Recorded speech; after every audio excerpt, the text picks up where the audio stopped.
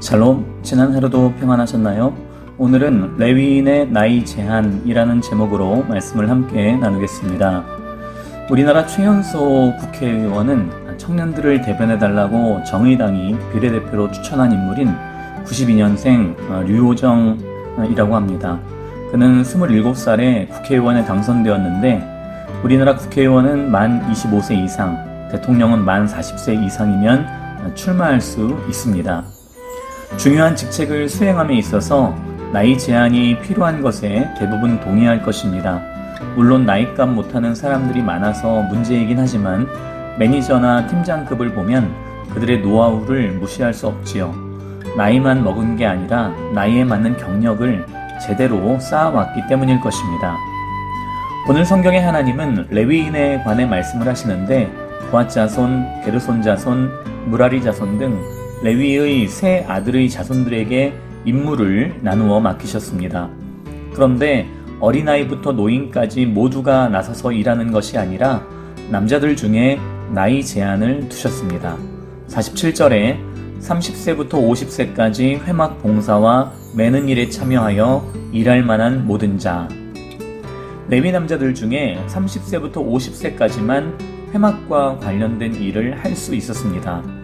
매우 적은 인원이었겠지요. 굳이 나이를 30세에서 50세까지 제한시키신 이유는 무엇일까요? 당시의 30세는 지금보다는 조금 더 조숙한 나이일 것입니다. 또한 30세는 가장 총명한 시기이면서도 어느 정도 성숙한 나이라고 할 수 있습니다. 반면에 20대는 가장 힘이 세고 혈기왕성한 때지만 성숙하다고 말하기에는 이른감이 있습니다. 20대가 힘은 셀지 모르지만 실수를 저지르기 쉬운 때고 하고 싶은 일만 하고 하기 싫은 일은 하지 않는 때라서 잘못하면 고삐 풀린 망아지와 같은 때가 20대입니다. 10대는 더더욱 위험부담이 크겠지요. 반면에 50세가 넘어가면 힘은 점점 더 약해지고 건망증도 심해집니다. 오늘날은 의학이 발달하고 먹는 음식이 풍부해서 옛날보다 조금 더 나을지 모르지만 50세가 넘어가면 잦은 실수를 저지르게 되는 건 누구나 비슷할 겁니다.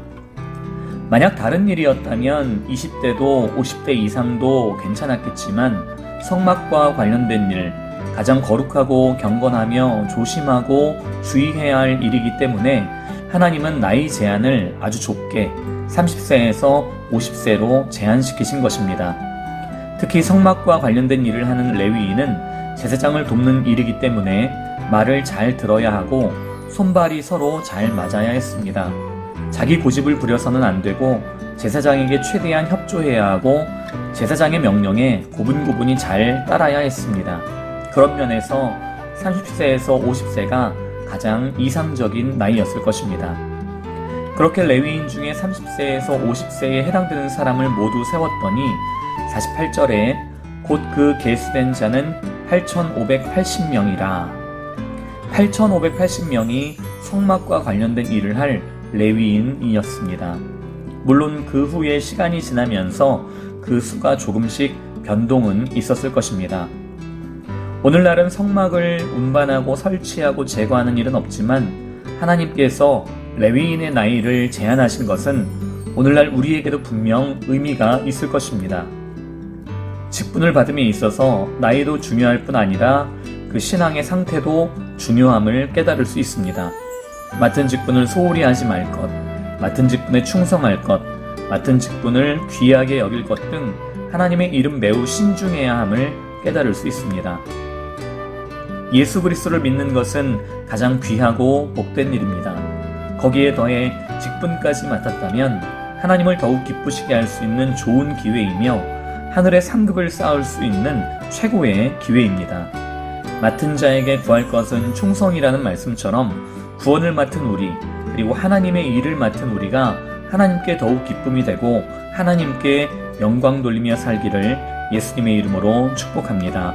오늘 하루도 주님과 동행하며 기쁨과 감사가 넘치는 복된 하루가 되시기 바랍니다. 샬롬.